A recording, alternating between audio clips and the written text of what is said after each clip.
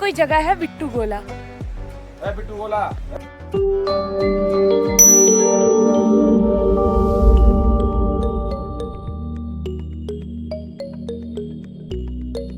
हमारा trip start होता है 2 दिन के लिए गुड़गांव से, और गुड़गांव से हम फर्स्ट लोकेशन पे पहुंचे जो थी चोपटा, देन माना, देन हमारा फाइनल धाम बद्रीनाथ।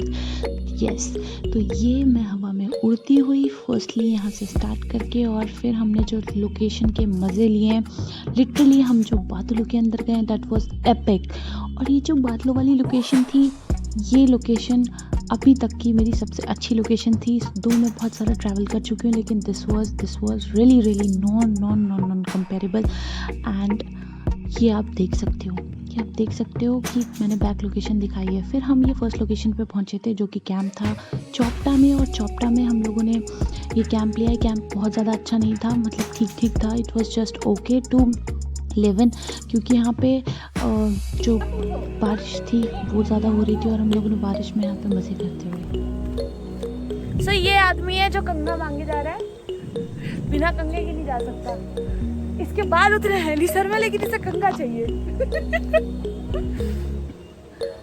सो ये जो लड़का बैठा है तैयार होके बैठ चुका है, खाने के लिए वेट कर रहा है।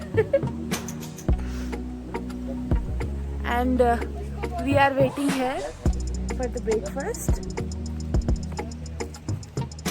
and this is the view, guys.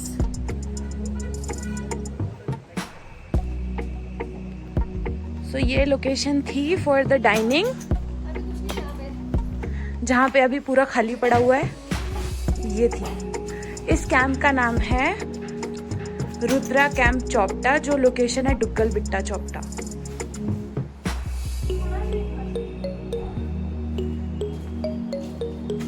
Hey, cutie. Location is really awesome. क्या चल रहा है? ये था फॉर बॉनफायर ना? बॉनफायर था, लेकिन हमें घंटा कुछ नहीं मिला। बॉनफायर की माँ का। और चोपटा से होके हम दूसरी लोकेशन के लिए निकलते हुए, जिसका नाम है माणा गांव। माणा जो कि इंडिया का लास्ट गांव है, माणा विलेज। हम यहाँ से निकल के पहुँच ही रहे हैं माणा विलेज। माणा विलेज स्टार्ट होता है एक नदी के दर्शन से। ये नदी है अलकनंदा नदी, जो आपको रास्ते में दिख जाएगी, जो बद्रीनाथ तक भी जाती है। और यहाँ का व्यू डैम, ये हमने वहाँ पे जाके किया एक छोटू सा गाइड, जिसने हमें बहुत सारी हिस्ट्री की बातें बताई जो कि माणा विलेज से रिलेटेड है। उसने हमें बताया कि कैसे यहाँ पे अलकनंदा और सरस्वती नदी एक साथ मिल जाती हैं। अलकनंदा नदी बहुत बड़ी नदी है, लेकिन जो सरस्वती नदी है, जिसके बारे में बहुत सारी हिस्ट्री में बातें हैं, सरस्वती नदी वहाँ जो पहाड़ है वहाँ से निकल के अलकनंदा नदी में बहुत ही पास जाके मिल जाती है, और सरस्वती का एग्जिस्टेंस वहीं ख़त्म हो जाता है, क्योंकि उन्हें एक श्राप मिला था। और ये हमारी सरस्वती माता के प्यारे से दर्शन, सरस्वती माता के अगर आप थोड़ा सा लेफ्ट में आगे बढ़ेंगे तो यहीं आपको थोड़ी सी बहती हुई सरस्वती माता के दर्शन भी हो जाएंगे। बहुत तेज बहाव में नदी, ये हिंदुस्तान की पहली दुकान। और यहाँ पे ये जो बहुत बड़ा सा गेट देख रहे हैं आप, ये है स्वर्ग का द्वार। यहाँ बोला जाता है कि बहुत दूर तक आपको ट्रैक करके ही जाना पड़ेगा। अप्रॉक्स 25 किलोमीटर का ट्रैक है, जो बहुत ही मुश्किल है, क्योंकि वहाँ के व्यूज़ बहुत अच्छे हैं। जैसे कि one of the views that I have captured, ये व्यूज़ फ़ोन से कैप्चर्ड है, इसलिए बहुत प्यारा नहीं आया है, लेकिन वहाँ के व्यू सच में अच्छे हैं। फिर सेकंड चीज़ जो वहाँ की हिस्टोरिकल चीज़ है, जिसका नाम है व्यासपोथी।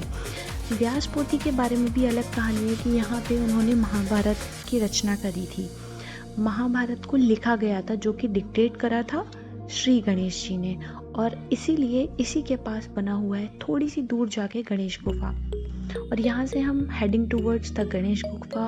और गणेश गुफा की भी बहुत प्यारी स्टोरी है कि गणेश गुफा जी यहीं पे रुक के उन्होंने महाभारत को डिक्टेट करा था।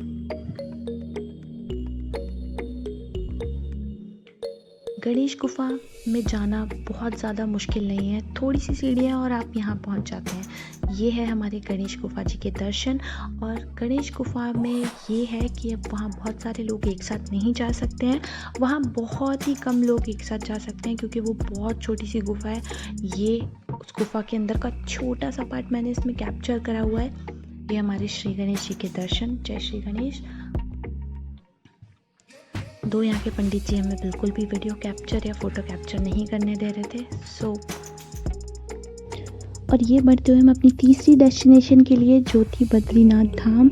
ये हमारा लास्ट डेस्टिनेशन था और जहाँ हम एक्चुअल में दर्शन करने के लिए आए थे। That was main for the trip. तो अब हम बद्रीनाथ धाम की तरफ आगे बढ़ते हुए, जो नदी है अलकनंदा नदी है, जिसका बहाव रात में बहुत तेज़ होता है।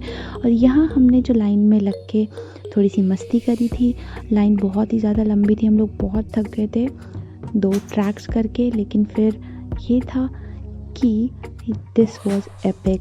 यहाँ हम बद्रीनाथ धाम की तरफ आगे बढ़ रहे थे और हम लोगों ने ये जाना कि यहाँ बहुत सारे लोगों को ये नहीं पता था कि ये महादेव का मंदिर है या बद्रीनाथ जी का मंदिर है।